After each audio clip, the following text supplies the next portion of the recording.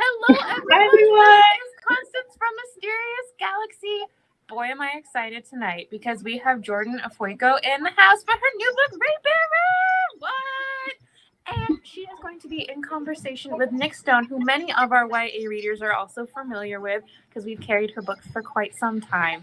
I am beyond excited. You guys are in for amazing conversation tonight. Make sure if you have questions, I've already seen that some of you have found it. There's this awesome button that says ask a question, and you can put your questions there.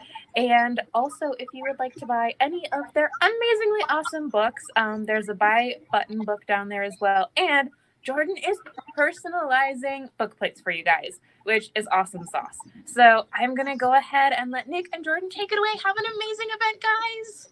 Thank you so much for the intro. Yay! Hi. We're so small now behind me. There it is, friends. Not like the screen like zoomed in super far. Hi. Hi. How are you doing? It's your book birthday. This is huge. Oh my gosh, it's been so surreal. I think I'm especially grateful to the booksellers of Los Angeles because they've had to deal with like an emotional person just kind of showing up on their doorstep all morning. But it was really fun seeing my book in the wild. So it's been amazing. Yeah, and it was originally scheduled for April or May, right? April. It's scheduled for April. Yeah, so how has the wait? Like you've had to wait because of COVID. Has it been just the worst, or is it like you feel like you're more prepared now? I mean, honestly, the first couple weeks when I learned that, the launch was going to get moved was probably the worst, just because at that point, none of the world was used to it. I didn't know it was going to happen. And I was also grieving not just for what I thought my book would kind of disappear into the ether, but I was also grieving for all of the other Black fantasy books that were coming out because we had a bunch of them all coming out in the spring. And I just thought these are some of the most amazing books I've ever read. And due to pretty much an act of God, like just tours canceled left and right, Yeah. But it ended up being a blessing in disguise, as tried as that saying is, because all of us debuts kind of under the wings of like more experienced Black fantasy YA authors and just Black YA authors kind of came together as a coalition, and the kind of support I saw and just like homegrown social media campaigns I saw were just legendary. Like Nomina Forna with the Gilded Ones coming out next year and Danielle Clayton, like they just, I won't say which titles, but I think they made bestsellers. I think think that's the level of organization they had. So it was wonderful. And I've made friends through that. So that's good. Yeah. Well, look, the community piece of this thing is like super important. I think it's something that we overlook. I want to talk about this book. So this is the book that we're talking about. We're talking about Raybearer. So I heard about Raybearer. It's been a while, but I requested an ARC, I think in like January. And one of your reviewers, one of your trade reviewers, is a really good friend of mine. And I remember there was a day that she came to my house and she could not stop talking about it. And she's right. There's so much about this book that is just incredible. So I want to know, I'm not going to ask you, because every night that you do an event, somebody's going to ask you what the inspiration of the book was. So I'm not going to ask you that. Okay. What I do want to know is, was this your first book? Is this the first book you've ever written? No. And that's the story. Well, technically the first book I ever wrote, like just book, I was 6. I wrote a biography of myself called When I Was a Baby. There's a very grave picture of me on social media introducing it at an elementary book festival. But the first novel I ever wrote, I was 15. It was a novel set in Edwardian Florence by a 15-year-old who knew nothing about the Edwardian era or Florence, Italy. And it's kind of amazing. I read the first 2 lines out loud to my husband and he laughed for about 10 minutes straight. So that was my first novel. Can we get one of those lines? Like, can we get one? Yes. Someday when I'm on my deathbed, I'll send it out into the world. That was a good answer. Yes. So Raybearer is number what? I guess technically number 2. I've written short stories, but I actually started this book when I was 13, the earliest iterations of it. And it looks vastly different now, because when you're 13 and you love a genre that doesn't love you back, like fantasy, when you're a young Black girl, you feel like, you don't want to write a Euro fantasy, but nobody's given you permission to write anything else. So the initial versions of Raybearer were really culturally vague. Like, the people had these kind of half Afro, half Latin names. Everyone wore these like nondescript robes because I didn't want to make it like too specific what the color. Like, it was kind of a hot mess, honestly. But I have so much compassion for my teen self in like trying to create something new without seeing anything like what Raybearer ended up being, like having no pattern. So eventually I kind of learned that cultures are specific for a reason.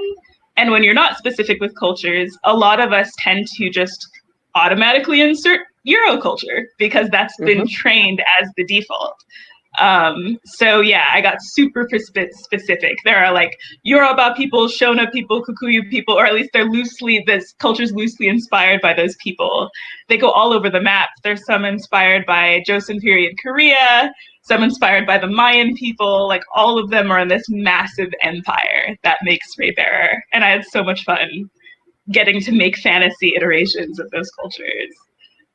I love that. And it's a perfect segue into my first like book specific question. Like, I feel like so much of Tarisai's journey, so much of her motivation is rooted in this desire for like acceptance and belonging. And it makes this very, very magical book deeply human.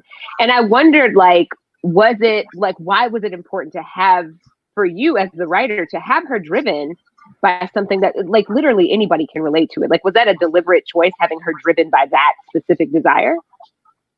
I don't know that I made a conscious decision. I know it wasn't her initial desire. The way this story changed with my worldview as I grew up, because the book grew up with me. So initially the book, and this is going to sound terrible because this is the kind of like environment I was in, and the kind of media that's kind of constantly told, especially to people who live in a relatively imperialist place like America, that there's kind of a golden standard, true and right empire. And the real threats to the empire are people who are trying to change the long-standing traditions, like usurpers and stuff. So the initial book was about this girl learning to do the honorable thing, which essentially was conforming to the traditions of the empire and like squashing attempts to undo this infrastructure. And as I grew up, it became like dramatically the opposite. But one of the biggest ways in which she changed is that instead of being an auto hero, like someone who just like kind of knows what's right and kind of grumbles about it until they've gained the resources to overthrow things, it begins with a girl who has no big ambitions. She wants the approval of her mother. She wants some friends. She's never had any friends before. She's been purposely isolated from the world. She's barely seen people her size before, because she just has all of these fluting tutors and that are all adults, and her mother, who's the only person who touches her. And so she just has this really primal, desperate desire that drives her until she reaches a point of, there's this one scene where she feels conviction against what she's been taught, and it almost takes like it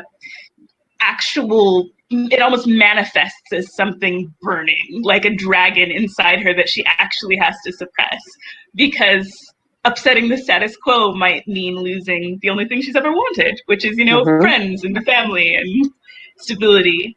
So, I think her motivation kind of sprung organically out of my changing sense of what people are really like, first of all, and also what's important to change. I think a lot of us have very simple desires, and it takes a lot of inertia being defeated to end up caring about things like empires and systematic injustice and things like that. So You're not playing, girl. You're not playing. I mean, but like, honestly, based on what you, like, if I had to sum up Raybearer, I would say that it's like, it follows a girl on a journey from being, she starts out as this person, like you just said, looking for belonging, but she's definitely just kind of pulled to and fro by the whims of people in authority positions, right? It's like, Absolutely. she is trying her best to do what the authority figures want her to do so that she can belong and she can be accepted. But as she progresses through this novel, you see her become this person who realizes that she has agency. She feels strong, and she starts to feel confident enough to make her own decisions and choose her own path. What I want to know from you is how this book mirrors your own life. In a lot of ways. I think I've always been I was a child with a really deep sense of injustice, which is a way of saying I could be very sensitive as a very small kid, as a teenager. And I think that even then, I think another way of saying that is that there are black and white dichotomies that appeal to children like that. Like, it can be shaped for good or it can be shaped for evil, right? On one hand, those become the social justice warriors, which to me is a completely positive term of the future. And in other ways, those become like the most rigid fundamentalists, because they like things, good and evil is a very tangible thing to them, right? So I grew up in in an environment that had a lot of dichotomies like that. And I can remember feeling doubts about certain things, like the roles of men and women and things like that. And just thinking like, okay, this doesn't jive with what I know about the wonderful men and women in my life and how I feel. But at the same time, there has to be hard and fast rules, right? So, I did go through that period of like trying to, it really does feel like kind of quiet a dragon inside you when it's like, this is right and this is wrong, this is right and this is wrong. Until, I don't know, some people like, they ask what radicalized you, like what was the event, what was the book? And I don't think it always works that way. I think sometimes it's a very organic process when you just wake up and realize that you're not afraid of the truth anymore. Like the cons of, giving up that belief are way less than the pros at that point. And you just kind of step into the sun and move on. So Tarisai has a lot of different moments like that. Some with gender roles, others with just even systematic government structure. Some with her own familial relationships and family and friendship relationships. But I definitely think that she grew up with me. And so in a way, almost every epiphany I've had, Tarisai has in a little way in different parts of her narrative. So that's a very broad answer. But it's a good one. Like you like dropping gems. I see people quoting you in the comments. That's a good thing. I've been specifically avoiding looking at the comments. I know everyone's being kind and wonderful, but yeah. No, but what you said about not being afraid of the truth anymore is such a powerful statement, especially like now. It sounds like you wanted to be a writer from a really young age. Absolutely. What has that journey been like? Like now you're published. Like what has that journey been like from being that 6-year-old writing a book about you being a baby to now having a tried and true solid smack somebody over the head with it hardcover out in the world? The funny thing is 16-year-old Jordan would be shocked and surprised and emotional, even though it's what she wanted. But 9-year-old Jordan wouldn't be surprised at all. Because like when you're a kid, at a certain point, you think you can do anything. I at least that was my journey. Like, I think a lot of us, at least if we were raised in environments that kind of fostered our talents and told us we could do anything, it was just like, oh yeah, absolutely. Someday I'm going to be published. That'll be great. And then just kind of from a million different places, all the insecurities come in the more you like get into puberty and teendom and young adulthood. So, oh gosh, I've just completely lost track of what you actually asked. Was it that I always wanted to be a writer? I'm just asking about your journey. Yeah, and your journey, like how you got from. So even starting at 9, when at 9 you knew you could do it, but then you hit like 15 or 16, and like you said, you get these messages from the world around you. How did you come back out and decide that you were actually going to take this project that you were working on and make it into what it is? I mean, when you've been working on something that long, it just feels like home for a while. It's like sitting down and working on what would eventually become Raybearer felt kind of like any other maintenance that you do throughout the day, if that makes sense. Yeah, like absolutely. I'm comparing it to a chore, but in a positive way. It's just like I didn't know what to do when I wasn't working, not only when I wasn't writing, but when I wasn't working specifically on that world, which is what made writing the second book really interesting, because the first book took 12 years and the second book I had to write in 9 months. And, welcome, my dear. Yep. On one hand, it's good to know the extent that you can push a body and mind. And on the other hand, it is to this day the hardest thing I've ever done. So, but yeah, it was really cool kind of getting to switch into this is a craft, this is a practice, this is your whole focus, instead of this is kind of your resting place at the end of your real life that you have to do, that's school or that's work or that's, that kind of thing.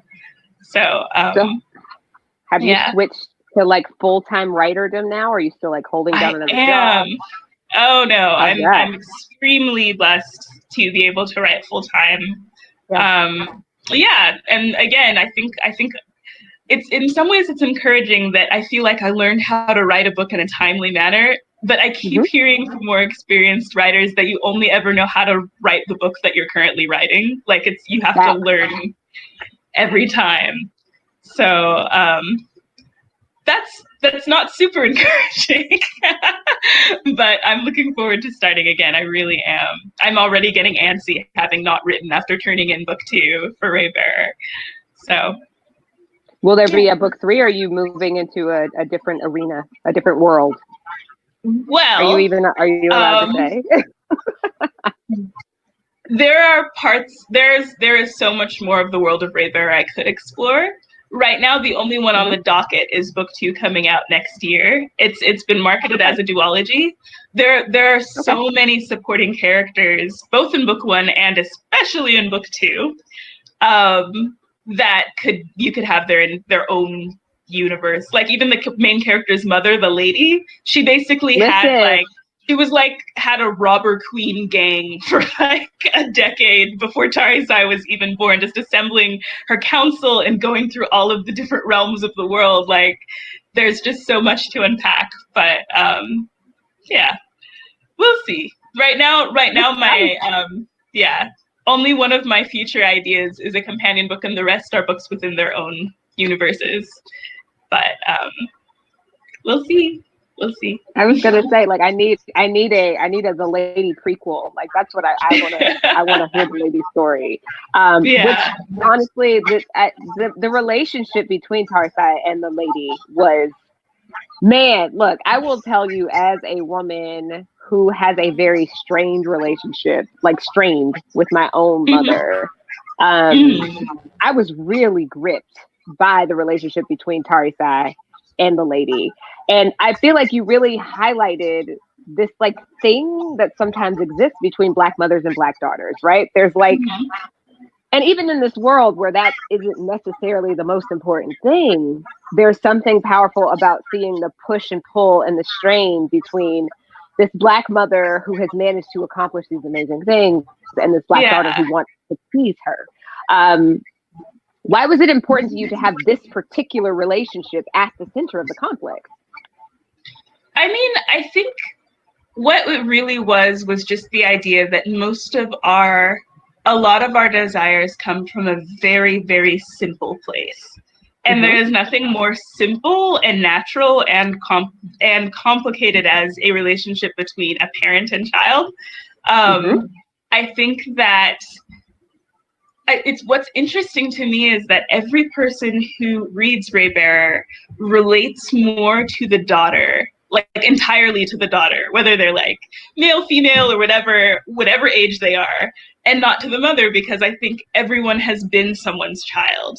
Like even if they feasibly have acted in the lady's role with their own children and are just kind of unaware of it, they always relate to Tarisai.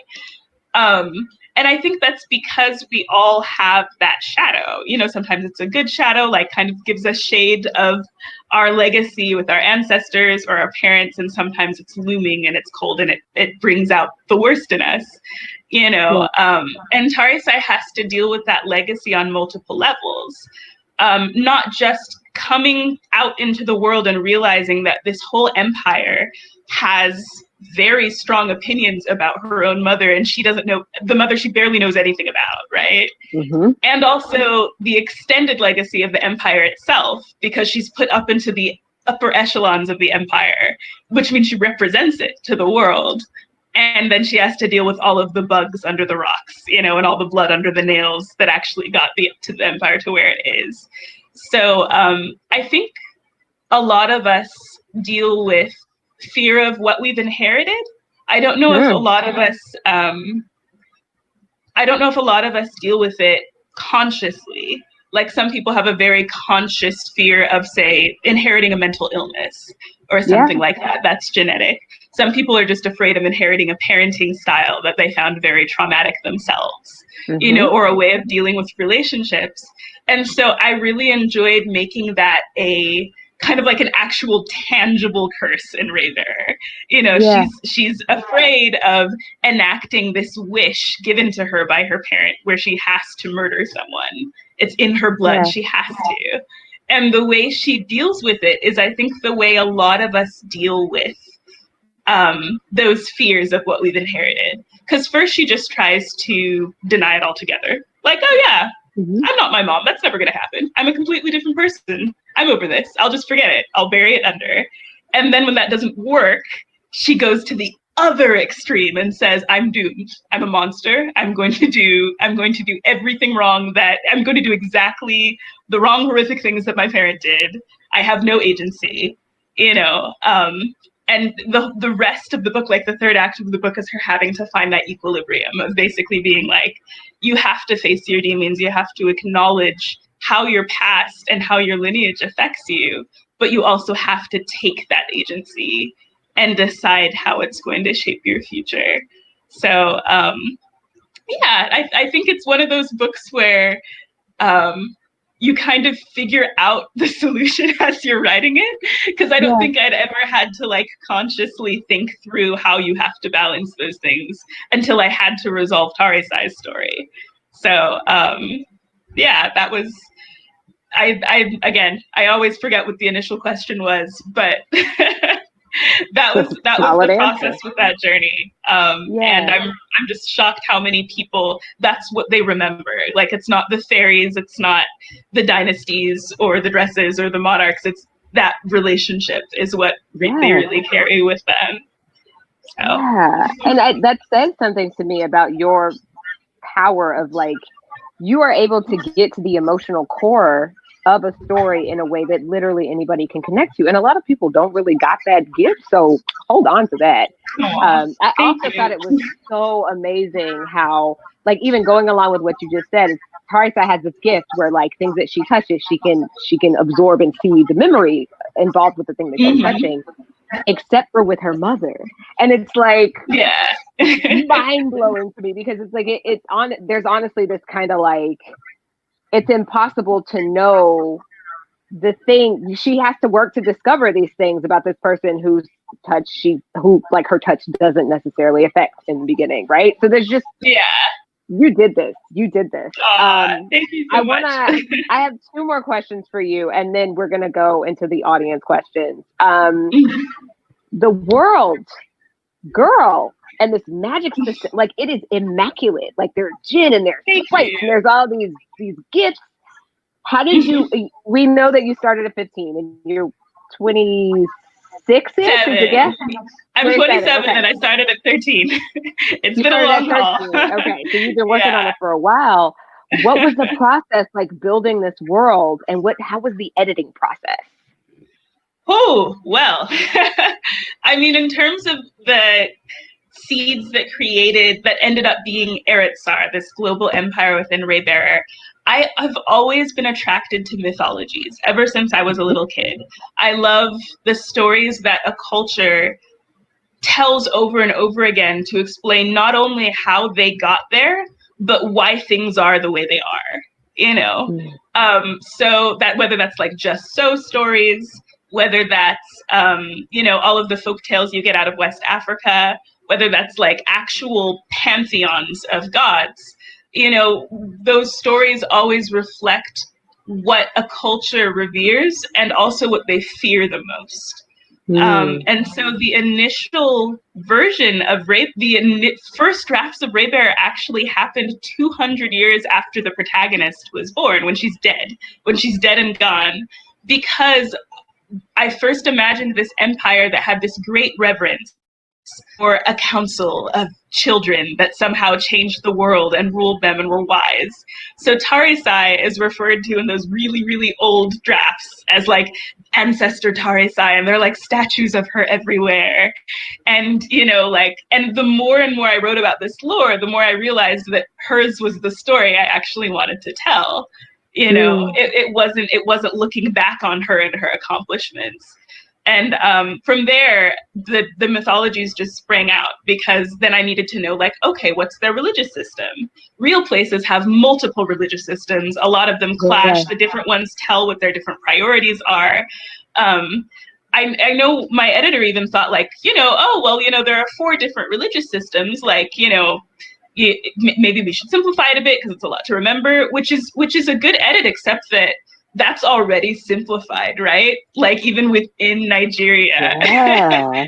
There are so many different beliefs and religious systems, even within, like Los Angeles.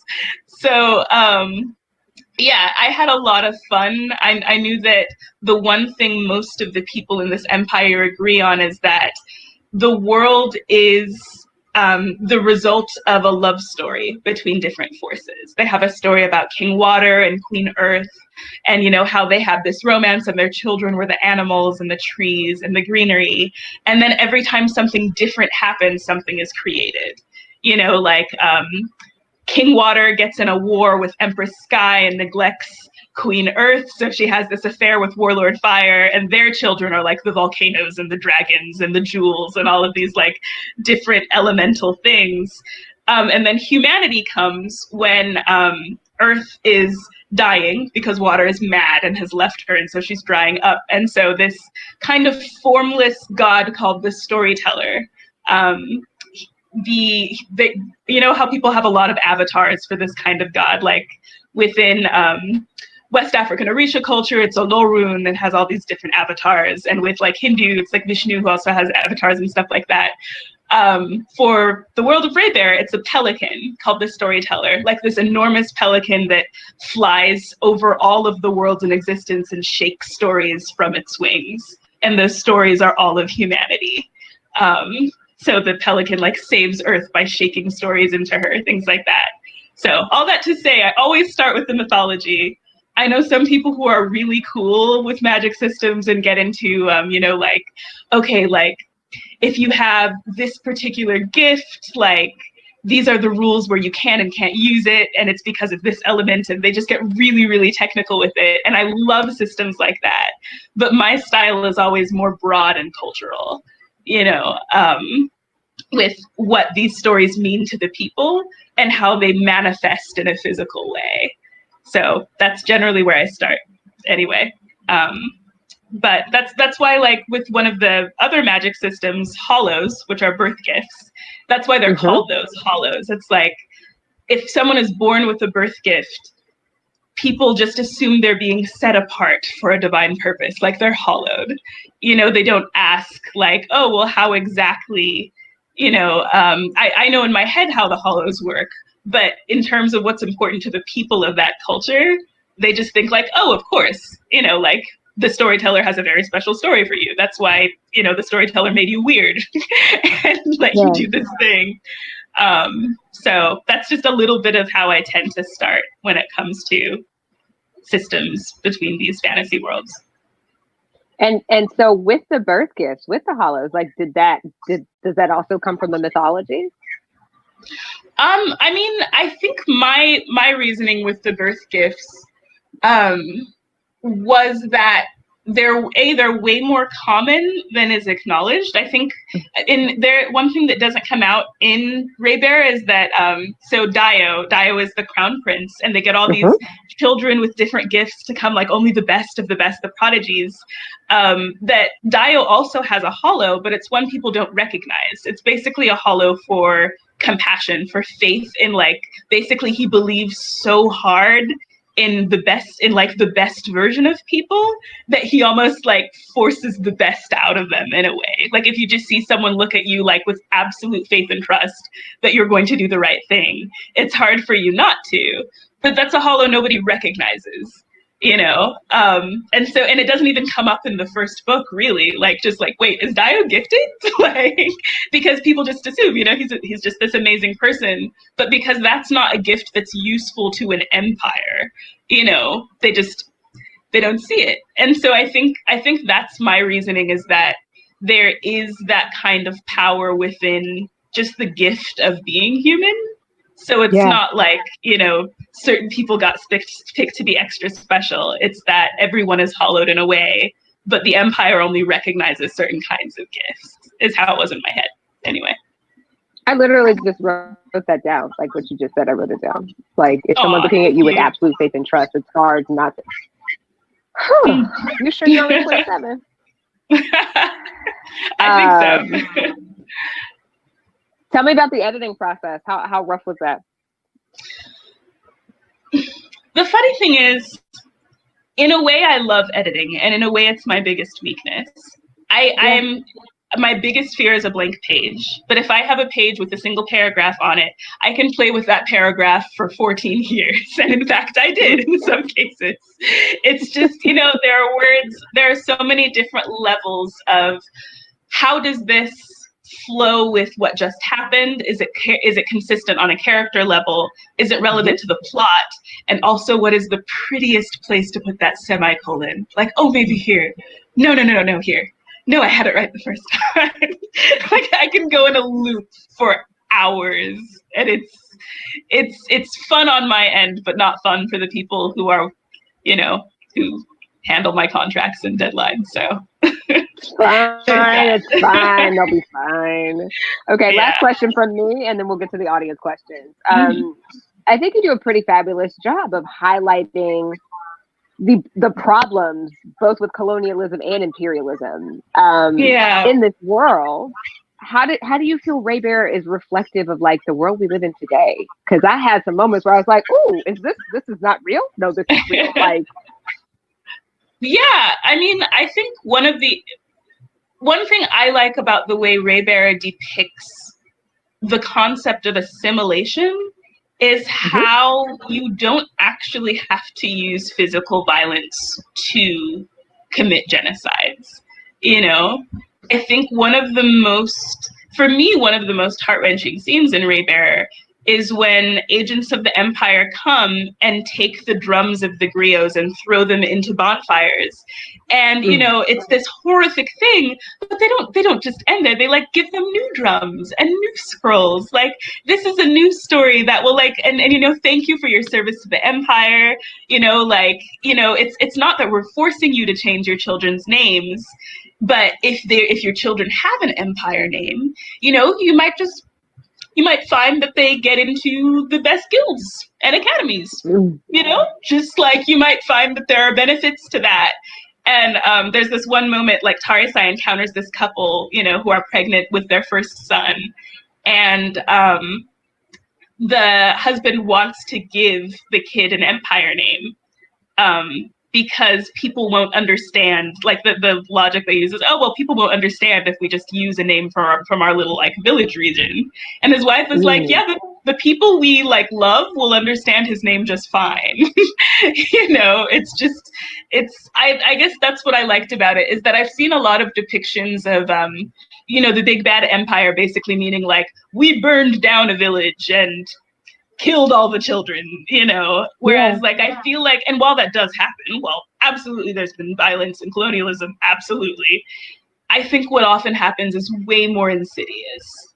You know, if you look at the way the British colonized what was once the Yoruba Empire that stretched like down the whole coast of West Africa, it was this beautiful, massive empire that existed for hundreds of years. It used to be encapsulate where Ghana is and Nigeria and bits of Angola, like it was massive.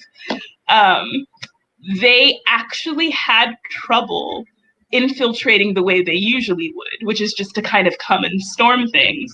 Because even when they conquered a place, the people there were so loyal to the Oba, you know, the king of wherever they were, that, you know, they just couldn't get it to work.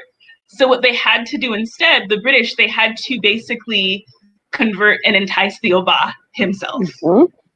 And then and then all of these people didn't know that these orders coming from the Oba were, you know, actually coming from the British. And that's how like the trade slowly like encroaches in and takes over all of this. Like, it's just, you know, they just couldn't, I think people really underestimate how powerful stories are and how dangerous it is when one force controls the stories and the narrative.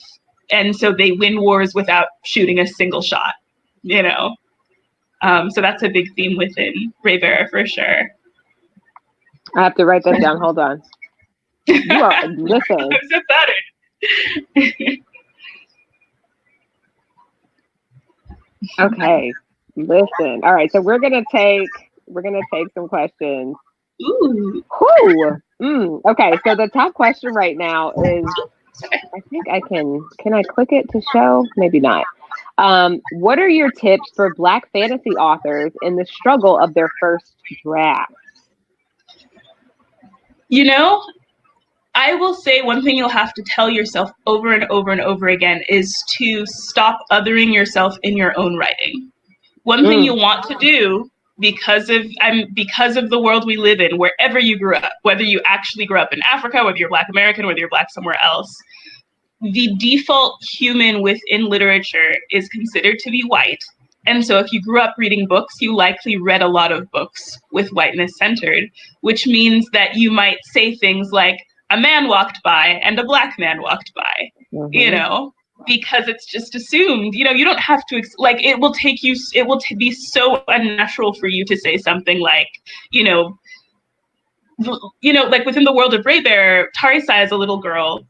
And, you know, when someone has pale skin, like that's like a big deal. She's like, wow, they must come from really far off, you know, because there are pale skinned people within the empire, but it's just like even things like that. And one thing for me that was difficult is just realizing that for Tarisai, or at least for most people within this empire, it wouldn't be that noticeable for someone to be brown skinned. But so it doesn't quite make sense for me to like emphasize that someone is brown skinned. But if I don't, people will assume that person is white because that's the default human, right? So that's always the balancing act you're doing. It's like, I don't want to other myself by over explaining, you know, because that means that you're assuming your default reader is someone who isn't from your background. And that's not necessarily a fair or a healthy assumption, right? But you also have to deal with the reality of the still globally colonized world we live in. So that was a struggle for me, but I just was super intentional about it. There are even words that are typical within heightened fantasy language that always portray darkness as bad and whiteness and lightness as good. And so even things like his face darkened, that's Black magic. His heart blackened. You know, those aren't intended to be racialized terms. But if you have an empire like in Raybearer, where darkness is associated with privilege because the head of the empire is based on the Yoruba, it doesn't make sense. The culture wouldn't have that association, right? Because to be very, very dark skinned means you're like, oh, you're one of the original Oluwanese. Like you're probably loosely related to Enoba the Perfect himself, like the first emperor, you know? So it didn't, it doesn't make sense. So I had to come up with new ways of describing things. There are also ways of describing expressions that are Eurocentric, like even saying like he blanched or she colored red, stuff like that. That works for some of my characters, but it doesn't work for my main character. And it doesn't work for a lot of dark-skinned people. And so I had to think like, okay, what is it like when I'm embarrassed? Well, my face turns into a frying pan. It turns really, really hot. I can feel it, even if I don't look. I don't blush. Yeah. I just burn. Instead, I burn with embarrassment. So it's just learning to, in a way, I'm like, one thing I'm so grateful for now with all of the Black books out, the Black fantasy books out, I don't think teenagers and children wanting to write Black fantasy will struggle as much as I did. Because they'll grow up with these books that gave them languages for describing Black expressions and, things with different complexions and even new languages like, how to not also always associate darkness with, with bad things and things like that. But for me, and maybe for people my age and older, that is something you'll have to consciously combat in your own voice, just making sure you're not othering yourself. Yeah. Well, I mean, on that note, like, what do you enjoy about the fantasy genre, and like, how were you introduced to it? Oh, well, one thing I always say about fantasy is that it's one of the places where I've always felt all the different parts of me could exist comfortably, and perhaps the only place where all the different parts of me can exist comfortably. I think as a child of Nigerian immigrants who themselves were raised on like British colonial literature and West African, rich folk tales and culture, and me being born in Los Angeles, in America, in the 90s, and all of what that entails, while also having access to an internet full of things like Japanese anime and Korean dramas and Bollywood, which is also huge in Nigeria. All of those things inform who I am as a storyteller. So for someone to just slap on like, oh, this is a West African book from a West African voice. Good. That's a nice, neat little publishing box. It doesn't work. And, I think in fantasy, that's the only place where you can say, yeah, all those things exist there without apology. Like you still have to build up a world, you still have to do the work of the world building. They aren't just always just so because you say they're so, but, well, in a way they are, but you know what I mean? There has to be structure there. But I think fantasy is one of the only places where I don't feel like I have to turn off parts of myself. Like if I was to write a Black American issue book, which we need, but which is also, it's just like there are parts of myself that even if feasibly a Black American girl could be into all of these Black American cultural things and all of these global cultural things, that book is going to be harder to sell, right? Because people are expecting a very specific Black American experience, So I think fantasy is one of the places, and even within fantasy, you still have those troubles, right? Like, there are people who take one look at a Black girl on a cover and assume that they're not going to be able to relate to this world, even though I grew up on the same fantasy they did, and that also very richly informs this book. There are stereotypes where, like, so the most rugged, handsome heartthrob in this book is coded as a South Asian male teenager.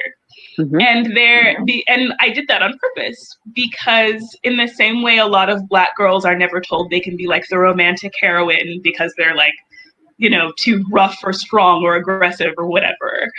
A lot of like, I've at least from what I've seen with racism, a lot of like Western centric media will kind of desexualize men of Asian descent, which I've just always found really gross and weird and doesn't make any sense. They're just like the nerd, in the background or something like that. So that's how Sanjeet, I was just like, oh yeah, well no, he's going to be like the most badass dude around that makes people swoon. And the amount of feedback I've already gotten, like, oh, for some reason, I just didn't see that Sanjeet was South Asian. Like, I didn't see it. I thought he was white. I thought he was Black. I thought, and I'm just like, his name is Sanjeev. Like, his mom wears a sari. Like, I don't understand how you could, but it's that kind of mindset. It's so hard for us to get out of, that it's hard for us to get out of our mental boxes. Yeah, I think that, what was the question? This is me. This is just par for the course. I'm sorry. No, you're good. No, I was asking about your introduction to the fantasy genre and what you love about it, and you have answered beautifully. I really love your answer about how, like, fantasy is a space where you can be as full a person as you would like to be, and that's unfortunate, but also true and beautiful. So far in publishing, have you faced any challenges in this, like, super white space? I have been extremely lucky. Like, I don't think I've had kind of a fairy tale of a story, and I know it's not typical. I absolutely know it isn't. My agent picked me. I got a short story published in Strange Horizons, which is a really great lit fantasy and sci-fi mag for any of the listeners here. Go support them. Every single week they put out not only a short story and a poem, usually from a marginalized group or culture, and they translate it into its original tongue sometimes, but they'll also do a podcast with someone reading it. So I got into this fabulous magazine. And my agent, who happened to read that magazine, because I think that magazine gets a lot of industry attention, just asked if I had representation.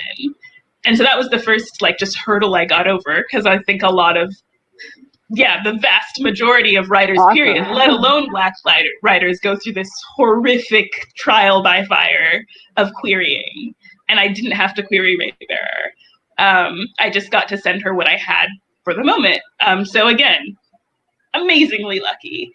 And then the people who ended up buying it was Maggie Lerman, an editor at Abrams, the imprint that published Raybearer's Amulet.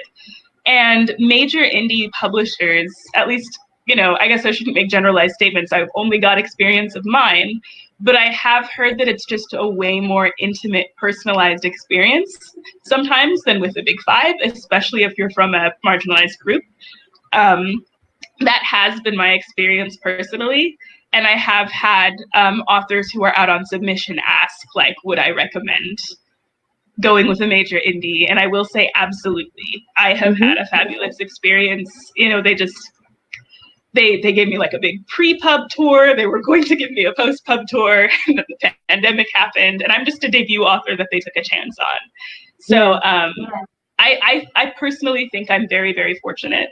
I've heard so many horror stories from authors who I personally believe are way more talented and deserving than I am of just having to deal with the racism. And, I didn't hear this until after Raybearer was already sold. So I was like, in my little la la land and happy about it, that, someone who used to be an editor with a very major publishing press that I won't name received Raybearer and was afraid. She's a Black editor. She was afraid to even give it to the team of this very famous press, because after one major Black fantasy franchise came out in YA, they started saying things like, "Oh, we must have Black fantasy fatigue. We just, it just seems a little much." This is after one major franchise, as opposed to the hundreds of Eurocentric YA fantasy franchises that come out. And so she didn't even feel comfortable. My book didn't get seen by that company because of statements like that. And so even in my massive luck and my fairy tale, there were doors closed to me that I didn't even realize were closed until after the fact, and so that's there. That's the reality, and that sucks. But I mean, I think, unfortunately, the way to prove people like that wrong is just money. Like, that's what Black Panther did, essentially. Is like, look, you said over and over and over again that a Black Afrofuturist movie wouldn't sell, and then it became the #1 movie in the world and stayed there for a long time. Like, it's just, and they just can't ignore the money, that comes from embracing these stories. So, I guess that's the hope I would give to Black writers, is that the truth is your stories are fabulous, and once you get over the hurdles, you know, people, like, the gatekeepers can't control what people love. They can't control that.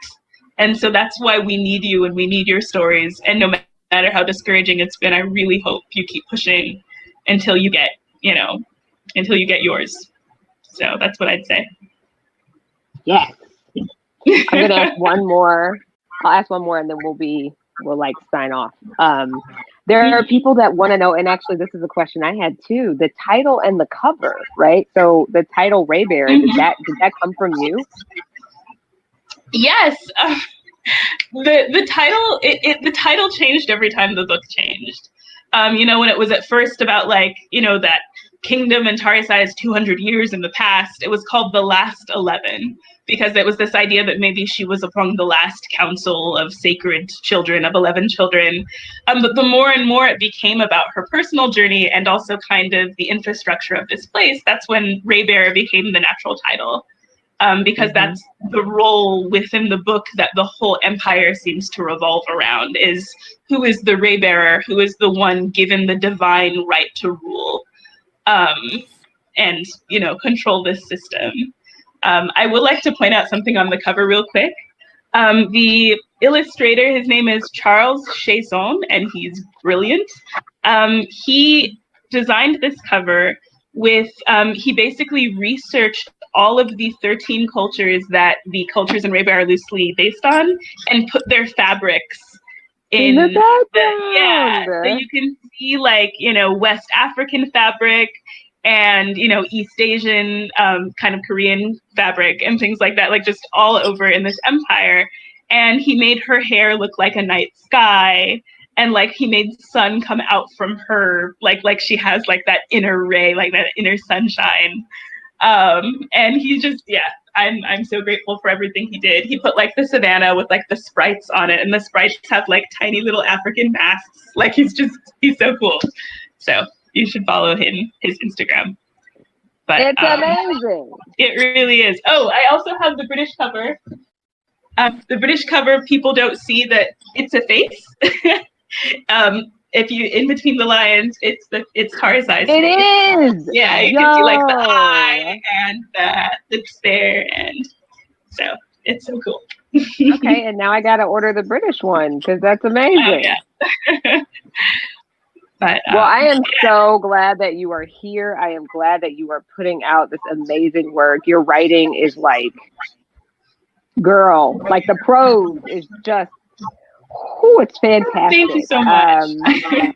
And then I can't wait to read the next one. Thank you. It's with the publisher, so we'll see what it looks like after the edits come back. But thank you so much. Thank you so much for everything. It's been wonderful. It has been a pleasure, my dear. You are utterly brilliant. Well, I am going to hop back on because I don't want the event to end, because it is literally such a pleasure getting to hear you guys speak. And also everyone attending in the comments, just thank you for all the positivity and love. And also, if you're looking for quotes from the event, people have been putting amazing quotes down there that you can go back through and look through. Because, like, Nick is totally right. I'm like sitting here like I need to be writing down. You gotta like take notes. I'm literally sitting here jotting notes.